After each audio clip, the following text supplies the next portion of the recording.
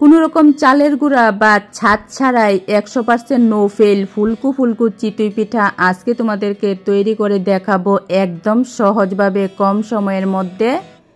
তো hello everyone, সবাই কেমন আছো? আজকে তোমাদেরকে সবচেয়ে সহজভাবে ফুলকু ফুলকু চিতই পিঠা তৈরি করে দেখাবো কোনো রকম ছাঁচ বা চালের গুঁড়া ছাড়াই। তার সাথেই তৈরি করে দেখাবো একদম ভিন্নভাবে ভিন্ন স্বাদের চুষি পিঠার রেসিপি।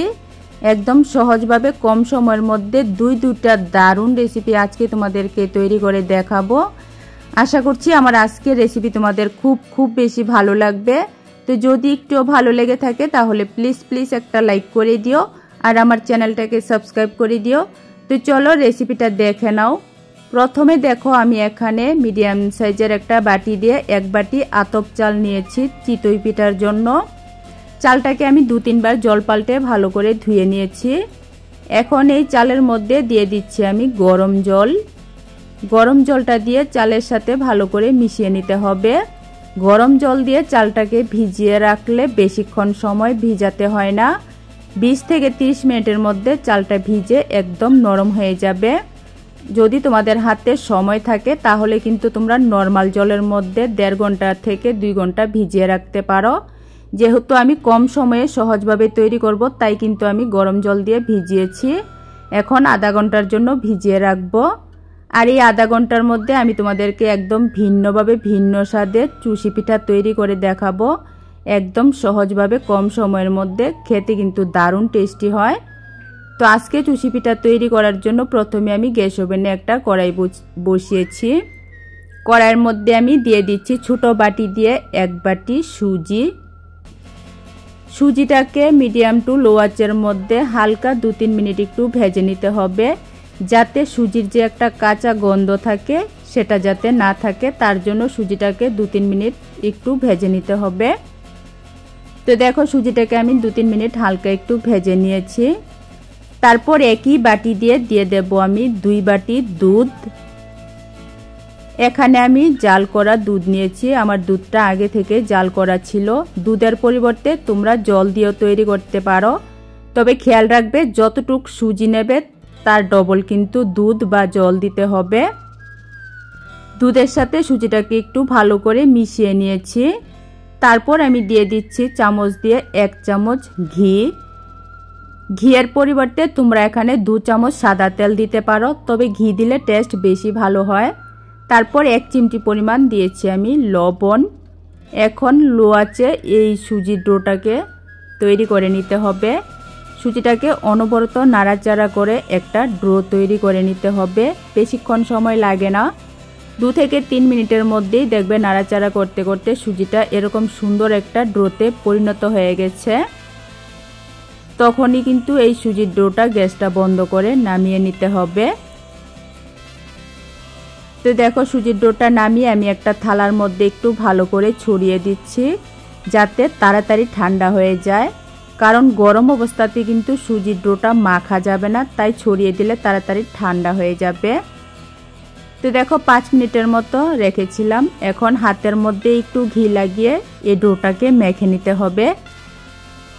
এখানে খেয়াল রাখবে এই ডোটা কিন্তু একটু ভালো করে মেখে নিতে হবে। যত ভালো করে ডোটা মেখে নেওয়া যাবে ততই কিন্তু পিঠাগুলি বেশি সুন্দর আর বেশি ভালো হবে।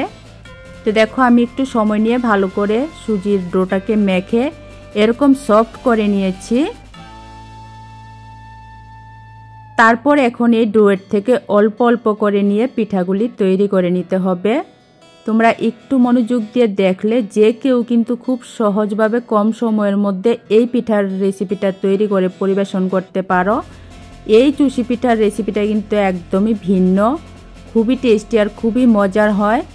দুধ দিয়ে তো চুষি পিঠা তোমরা অনেকভাবেই খেয়েছো, তবে আজকে আমি যেভাবে তৈরি করেছি সেভাবে একবারের জন্য হলেও বানিয়ে খেয়ে দেখো।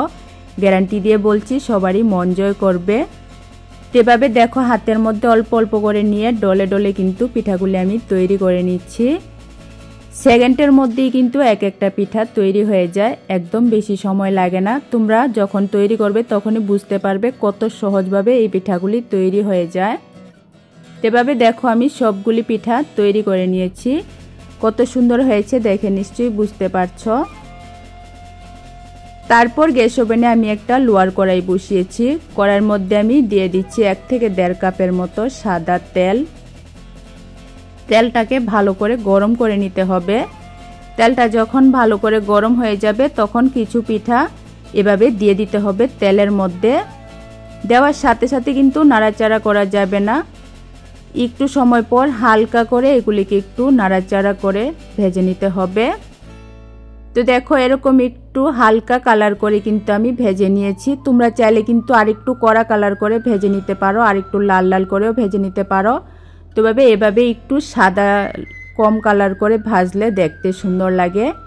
তারপর আরেক ব্যাচ দেখো আমি দিয়েছি। দেওয়ার পর হালকা একটু উলট পালট করে নামিয়ে নিচ্ছি। 2 থেকে 3 মিনিটের মতো এরকম হালকা কালার করে ভেজে আমি সবগুলি পিঠা নামিয়ে নিয়েছি। তোমরা চাইলে কিন্তু কড়া করে লাল করেও ভাজতে পারো, তবে এভাবে হালকা কালার করে ভাজলে দেখতে সুন্দর হয়, তার জন্য আমি হালকা করে ভেজেছি। তারপর এখন চিনি শিরা তৈরি করব। চিনি শিরার জন্য এখানে আমি আধা বাটি চিনি নিয়েছি। একই বাটি দিয়ে আধা বাটি দিয়েছি জল দিয়ে এখন নাড়াচাড়া করে চিনিটাকে গলিয়ে একটু ভালো করে শিরাটাকে ফুটিয়ে নিতে হবে। তো দেখো চিনিটা গলে শিরাটা কত সুন্দর ফুটে উঠেছে। সুন্দর একটা ফ্লেভারের জন্য 2টা দিয়েছি এলাচ ফাটিয়ে। তারপর যে পিঠাগুলি আমি ভেজে রেখেছিলাম সে পিঠাগুলি সবগুলি দিয়েছি। দেওয়ার পর হালকা একটু নাড়াচাড়া করে চিনি শিরার সাথে মিশিয়ে 2 থেকে 1.5 মিনিটের মতো ফুটিয়ে নিতে হবে। তো দেখো আমি 2 মিনিটের মতো চিনি শিরার মধ্যে পিঠাগুলিকে ফুটিয়ে নিয়েছি। তারপর এখন গ্যাসটা বন্ধ করে ঢাকনা দিয়ে রেখে দেব 10 থেকে 15 মিনিটের জন্য। অন্যদিকে যে চিতই পিঠার চালগুলি আমি গরম জলে ভিজিয়ে রেখেছিলাম, আধা ঘন্টার মধ্যে চালটা কিন্তু ভিজে একদম নরম হয়ে গেছে। চালের জলটাকে ভালো করে ঝরিয়ে নেওয়ার পর এখন এই চালটাকে নিয়ে নিতে হবে একটা মিক্সিং জারের মধ্যে। চালের সাথে চাইলে তোমরা ফ্রেশ কুড়ানো নারকেলও দিতে পারো, তাহলে খেতে আরও বেশি ভালো হয়। আমি নারকেল ছাড়াই তৈরি করেছিলাম। চালটা মিক্সিং জারের মধ্যে নিয়ে নেওয়ার পর সামান্য একটু জল দিয়েছি। দেওয়ার পর দেখো আমি পেস্ট করে নিয়েছি। এখানে খেয়াল রাখবে অল্প করে জল দিয়ে কিন্তু পেস্ট করতে হবে। পেস্ট একদম পারফেক্ট হয়েছে।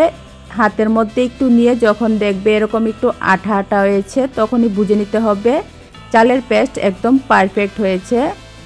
তারপর এই চালের পেস্ট নিয়ে নিয়েছি আমি একটা মিক্সিং বলের মধ্যে।